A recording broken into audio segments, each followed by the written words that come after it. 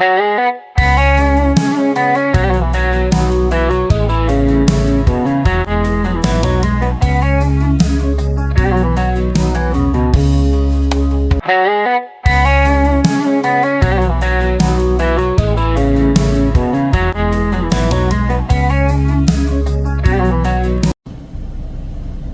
up, everyone? Just letting y'all know it's the countdown to my birthday, and like I said yesterday, I'd give you some updates about the trucking industry. So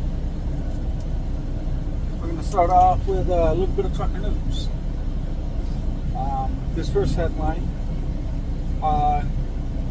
Nearly 14% of the FMCSA staff to be eliminated as part of a larger U.S. DOT workforce reduction.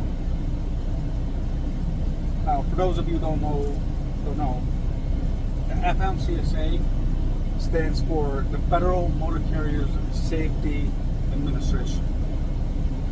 So, they are the governing body that regulates us truck drivers.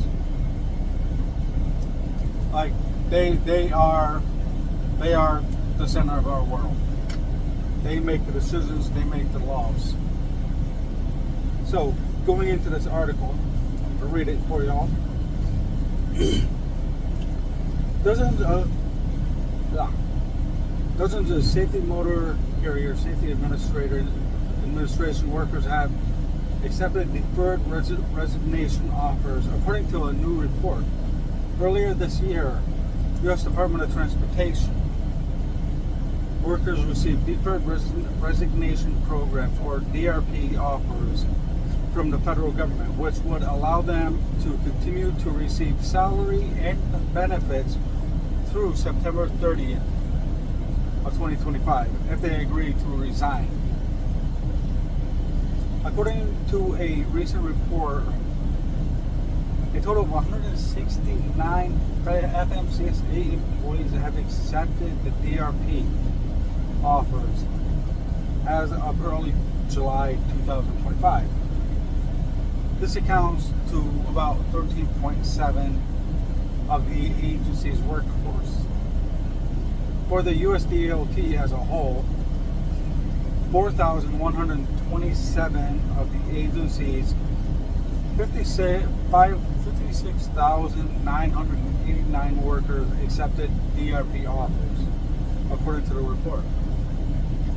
The staff reduction comes as the USDOT and the FMCSA have embarked on an ambiguous project to support the U.S. trucking industry through a series of policy changes and modernization efforts.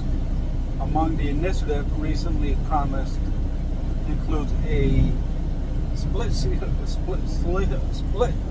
berth study pilot, investments in increasing truck parking availability, and updates to the data queue system and the National Consumer Complaint Database. The DRP offers are part of a larger effort by the Trump administration to significantly reduce the federal workforce as a whole. In all, around 2 million federal workers were sent DRP offers through the fork-in-the-road email sent from the Office of Personal Management. Now this is interesting because we have Sean Duffy. He's currently auditioning for the new head of the FMCSA, which I'm going to cover that guy a little bit in another video. That's going to be a video all of this.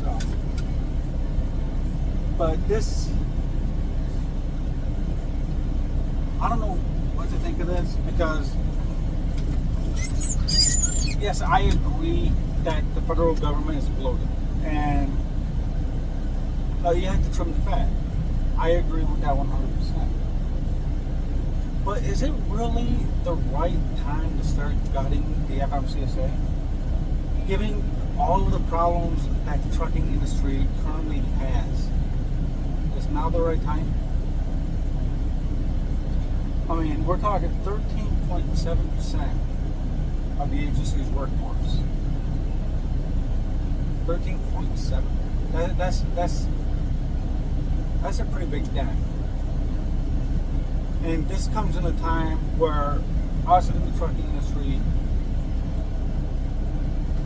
we're dealing with so many issues. We're dealing with, obviously, the English proficiency coming into effect. Sean Duffy is obviously investigating the use of foreign truck drivers.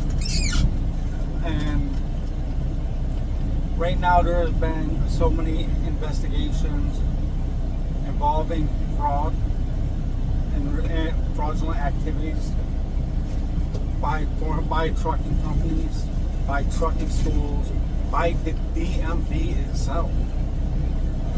Yes, in 2 states so far that I know of, Florida and Queens, New York, multiple DMV officers have been arrested for fraudulent activity involving selling CDL licenses to people who don't even qualify, who haven't even went to school, who haven't even studied, who haven't even taken the road test.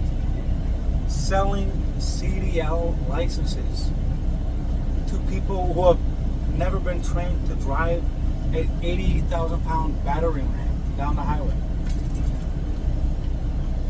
So, is now the best time to start gutting the FMCSA's workforce? I don't think it is. But let's move on.